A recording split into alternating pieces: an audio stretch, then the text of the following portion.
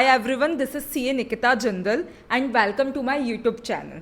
सो आज हम डिस्कस करेंगे ऐसी 5 प्रूवन स्ट्रैटेजीज जिसके थ्रू आप कोई भी कॉम्पिटिटिव एग्जाम्स क्लियर कर सकते हो। So let's get started. Number 1, strong mindset. देखो सिंपल सी बात है, कितनी भी टफ एग्ज़ाम्स क्यों ना हो, अगर आपका दिमाग क्लियर है ना कि आपको ये एग्ज़ाम्स क्यों देनी है, आपके लिए एग्ज़ाम्स क्लियर करना क्यों इम्पॉर्टेंट है, वो क्यों, वो वाई, वो क्लियर होना चाहिए। अगर एक बार ये क्लियर हो गया ना तो आप कोई भी एग्ज़ाम्स ईजिली क्लियर कर सकते हो। मैं आपको मेरा एग्जाम्पल बताती हूँ। जब मैं सी एग्ज़ाम्स की प्रिपरेशन कर रही थी ना, मेरा वाई क्लियर था कि मुझे सीए क्यों बनना है, ठीक है। और मैं ऐसा बहुत बार हुआ था कि मैं बहुत बार स्टक हो गई थी, ठीक है। तो मुझे मेरे वाई ने ही पुश करा था कि नहीं, तुम ऐसे बीच में स्टक नहीं हो सकते, this is not you want. तो अगर आपका वाई क्लियर है ना, लाइफ में कितनी भी चैलेंजेस क्यों ना आ जाए, आप अपनी एग्ज़ाम्स क्लियर करोगे ही। बट द क्वेश्चन इज़, आपको ये पता होना चाहिए कि आप ये एग्ज़ाम्स क्लियर क्यों करना चाहते हो। Your why should be clear कि why do you want to become a chartered accountant, या जो भी आप एग्जाम्स दे रहे हो, ठीक है। और स्ट्रॉन्ग माइंडसेट कैसे होगा, आपको खुद को like you have to surround yourself with the positive people. ऐसे बहुत लोग होएंगे जो आपको बोलेंगे तुम कुछ नहीं कर सकते, ठीक है। आपके टॉक्सिक फ्रेंड्स होएंगे जो खुद भी कुछ नहीं कर पाए और उनको लगता है आप भी कुछ नहीं कर पाओगे। तो प्लीज़ उन सब से दूर रहना। आप जिसके सराउंडिंग में रहते हो ना, उससे आपकी मेंटल हेल्थ बहुत ज़्यादा इम्पैक्ट होती है। अगर आपको कोई डेली बेसिस में बोलेगा ना कि यार तू नहीं कर पाएगा, तू नहीं कर पाएगी, तो ट्रस्ट मी ऑन दिस, वो आपके कहीं ना कहीं सबकॉन्शियस माइंड में बैठ जाएगा और आप खुद के बारे में भी वही सोचने लग जाओगे। तो ये बहुत ज़्यादा इंपॉर्टेंट होता है that you surround yourself with the positive people और with the like minded people. Number 2, practice with mock test papers और past year examination papers.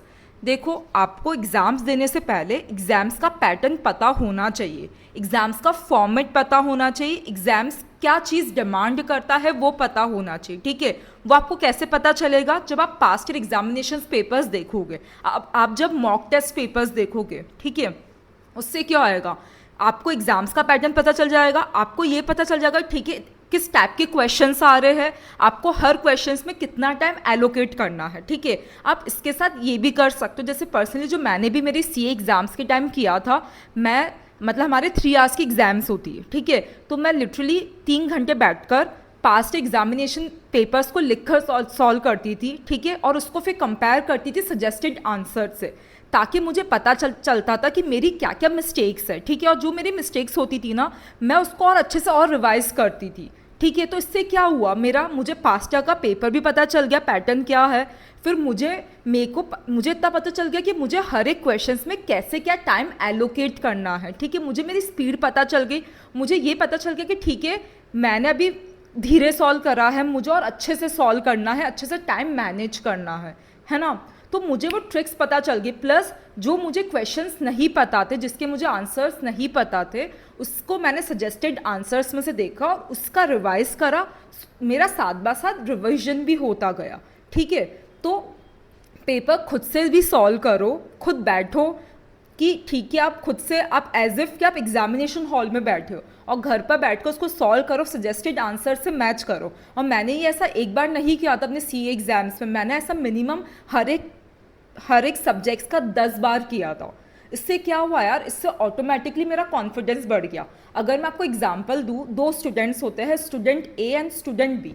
Student A को कुछ भी नहीं पता एग्जाम्स का पैटर्न क्या है, उसने 6 से 7 महीने बहुत अच्छे से स्टडीज़ करी है, बट उसको एग्जाम्स का पैटर्न नहीं पता और वो डायरेक्ट एग्जामिनेशन हॉल में जाकर बैठ गया, ठीक है। तो और एक स्टूडेंट बी जिसने अच्छे से स्टडीज़ करी है, हार्डवर्क के साथ स्मार्ट वर्क भी करा है, उसको पता है एग्जाम्स का पैटर्न कैसा होता है, उसने घर पे बैठकर मिनिमम हर एक सब्जेक्ट्स के 10 पेपर सॉल्व करे हैं।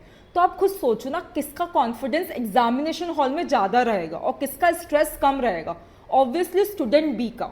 तो आप खुद सोचो, आपको स्टूडेंट ए कैटेगरी में आना है या स्टूडेंट बी कैटेगरी में आना है, ठीक है। आपके पास खुद के पास आंसर आपको मिल जाएगा। नंबर 3, आपके पास एक डिटेल स्टडी प्लानर होना चाहिए विद डेडलाइन। फॉर एग्जाम्पल, अगर आपकी एग्जाम आफ्टर 2 मंथ्स है और आपके 4 सब्जेक्ट्स है, तो अगर मैं ब्रॉडली बात करूँ, आपके पास हर एक सब्जेक्ट्स के 15 दिन रहेंगे, ठीक है। तो आपके पास प्रॉपर वो 2 महीने का प्लानर होना चाहिए, ठीक है।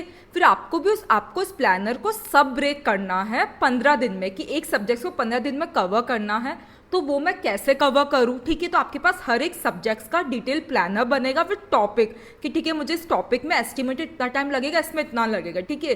फिर उसके बाद क्या आएगा, आप डेली भी आपको उसको ब्रेक डाउन करना है कि मैंने आज कोई दिया था, इसमें मेरे को 3 घंटे की जगह 4 घंटे लग गए, ठीक है। तो ऑब्वियसली ऐसा होता है। तो सोने से पहले आपको क्या करना है, नेक्स्ट डे का प्लान बनाना है, ठीक है।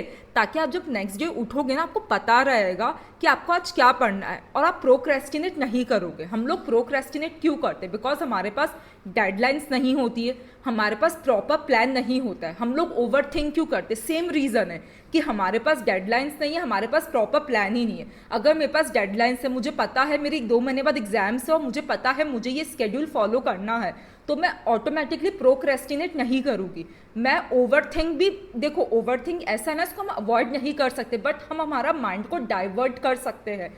आप स्टडीज़ करो, ऑटोमेटिकली ओवरथिंकिंग कम हो जाएगी। हम ओवरथिंक क्यों करते हैं? हमारा यही तो होता है ना कि व्हाट इफ अगर हम फेल हो गए तो। बट अगर मुझे पता है कि मैंने ये प्लान फॉलो कर लिया फॉर 2 मंथ्स डेडिकेटली, कंसिस्टेंटली, तो मैं पास होगी।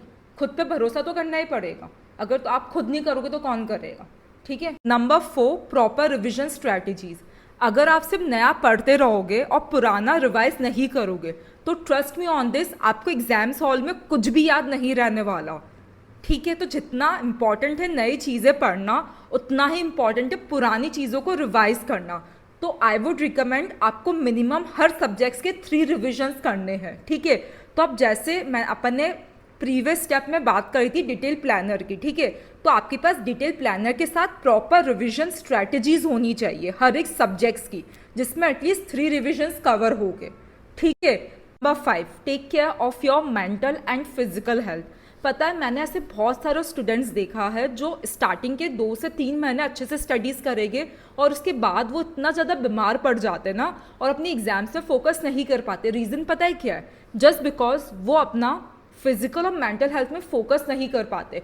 वो 18 से 19 घंटे सिर्फ स्टडीज़ ही करते हैं, उनके जो प्लानर है उसमें फिजिकल हेल्थ के लिए आधा से 1 घंटा भी नहीं रहता है। तो आई वुड रिकमेंड आपको डेली बेसिस पे at least half an hour to 1 hour अपने फिजिकल और मेंटल हेल्थ पे देना है।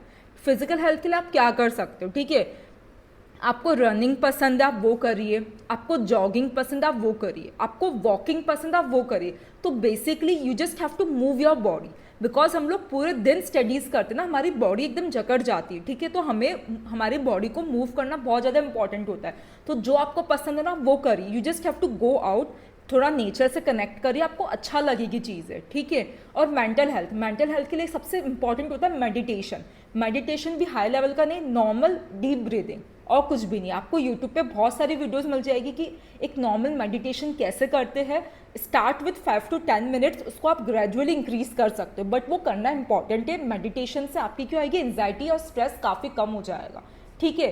तो अगर आपने अपनी स्टडीज़ के साथ अपने फिजिकल और मेंटल हेल्थ को बैलेंस रख लिया ना, that nobody can stop you. ये याद रखना, सक्सेस कभी भी ओवरनाइट नहीं आती है।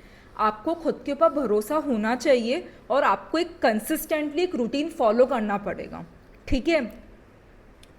अगर आपको ये वीडियो पसंद आया हो तो उसको लाइक करिए एंड सब्सक्राइब करिए इस चैनल को, और मुझे कमेंट्स में बताइए कि आप कौन सी कॉम्पिटिटिव एग्जाम्स दे रहे हो।